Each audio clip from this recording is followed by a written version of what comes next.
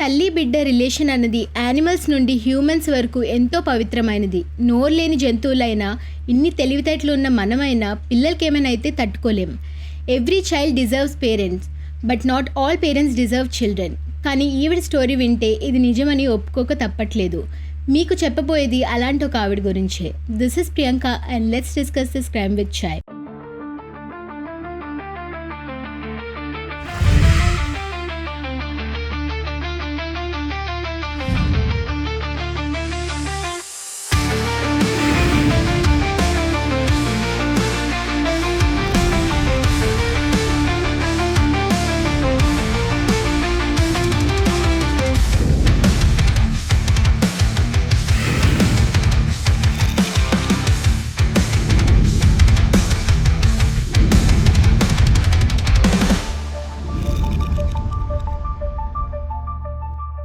ఈరోజు మనం మాట్లాడుకోపోయేది సుచనా సేఠ్ అనే ఒక ఆవిడ గురించి.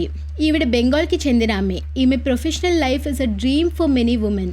She an expert of AI field, ఒక data scientist, a Harvard fellow member to the list of 100 best women in AI ethics. అది మాత్రమే కాదు, she is the founder and CEO of the Mindful AI Labs, a budding startup company based on AI in Bengaluru. All this before the age of 39.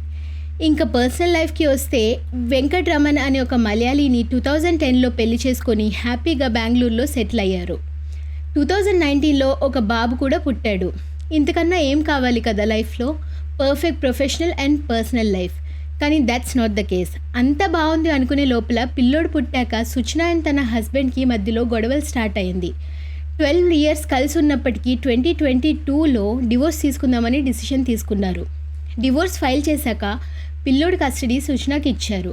కానీ case కోర్టులో ఉండగా court వెంకట్రమణ్కి తన కొడుకుతో time spend చేయడానికి permission ఇచ్చారు. అలా ఉన్నప్పుడు Jan 6, 2024 సుచనా తన కొడుకుతో బెంగళూరు కెంపగౌడ్ ఎయిర్పోర్ట్ నుంచి గోవాకి ఒక ట్రిప్కి వెళ్ళారు. ఒక మంచి mom son happy weekend trip. కానీ అసలు స్టోరీ ఇక్కడే స్టార్ట్ అయింది. Jan 7th నైట్ సుచనా తను స్టే చేసిన హోటల్ రిసెప్షన్లో అర్జెంట్గా తనకి బెంగళూరుకి ఒక క్యాబ్ కావాలి, ఒక ఇంపార్టెంట్ మీటింగ్ ఉంది అని చెప్పింది.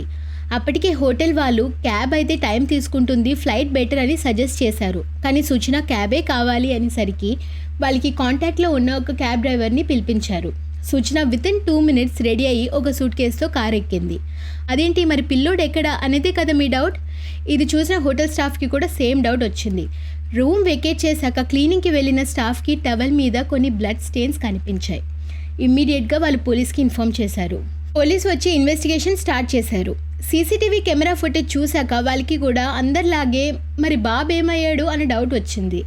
పైగా ఎంటీ కఫ్ సిరప్ బాటిల్స్ ఉండడంతో పోలీస్ వాళ్ళకి సూచన మీద డౌట్ వచ్చింది.